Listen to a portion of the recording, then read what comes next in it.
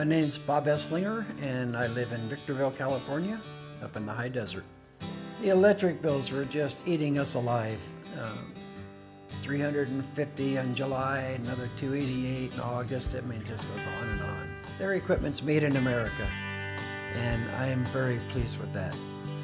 I'm very proud to support American-made products. Work took probably from the time they've delivered the materials until it was finished. It was probably 3 to 4 weeks, waiting for the city to get the permit processed.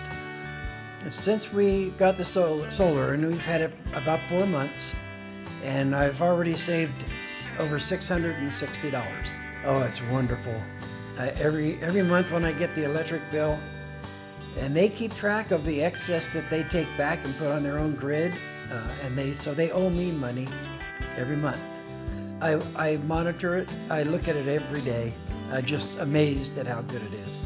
Panels are warranted for 25. All the equipment is warranted for 25 years. He said, but the panels will probably last over 40. They've really made our lives better.